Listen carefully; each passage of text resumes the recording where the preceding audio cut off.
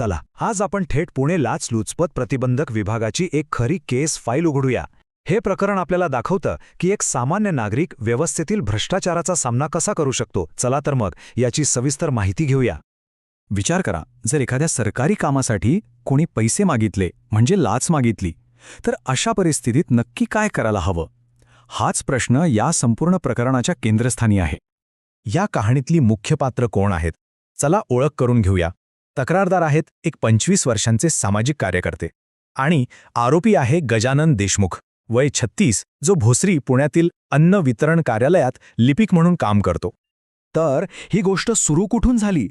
सुरुवात झाली एका अगदी सामान्य सरकारी कामापासून, पण त्याचं रूपांतर एका तक्रारीत झालं. काम तसं साधंच होतं. नागरिकांसाठी 14 नवीन रेशन कार्ड्स काढायची होती आणि 4 जुन्या कार्ड्समध्ये काही दुरुस्त्या करायच्या होत्या. हे पूर्णपणे अधिकृत काम होतं.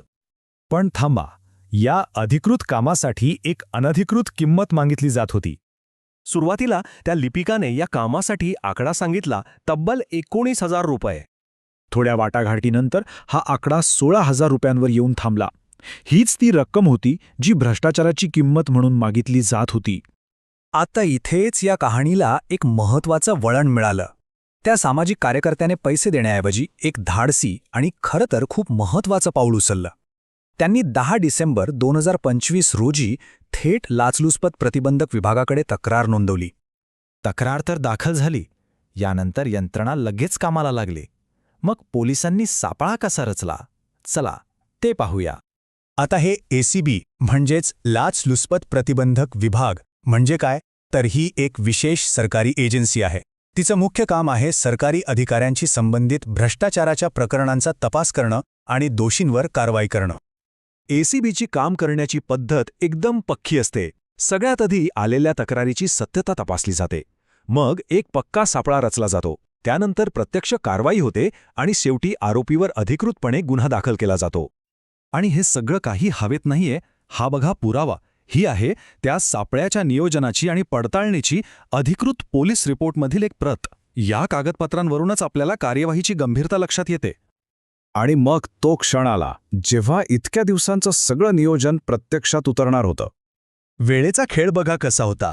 10 डिसेंबरला तक्रार दाखल झाली आणि दुसऱ्याच दिवशी म्हणजे 11 डिसेंबरला दुपारी बरोबर 2:19 आरोपीने लाच स्वीकारली आणि तो जाळ्यात अडकला. किती वेगवान कारवाई आहे पहा.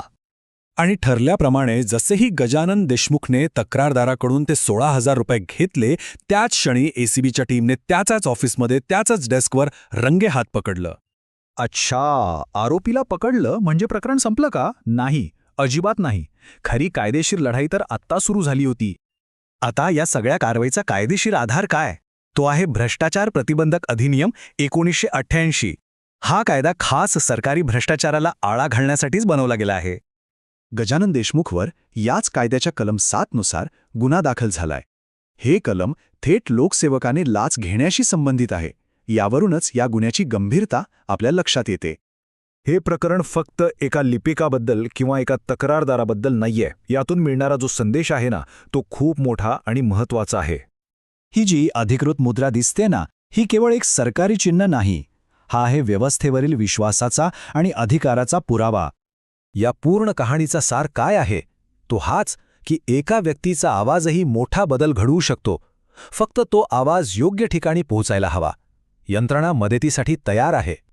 आणि म्हणूनच जर कोणाला कधी अशा प्रसंगाला सामोरं जावं लागलं, तर मदत कुठे मिळेल हे माहिती असणं खूप गरजेचं आहे. ही आहे लाचलुचपत प्रतिबंधक विभागाची अधिकृत संपर्क माहिती. फोन नंबर्स आहेत, व्हॉट्सॲप आहे, वेबसाईट आहे. तक्रार करण्यासाठी अनेक मार्ग उपलब्ध आहेत. तर मग शेवटी प्रश्न तोच उरतो. भ्रष्टाचार थांबवण्यासाठी सर्वात आधी कोणाच्या आवाजाची गरज आहे? याचं उत्तर कदाचित आपल्याला या संपूर्ण प्रकरणातच मिळालं असेल.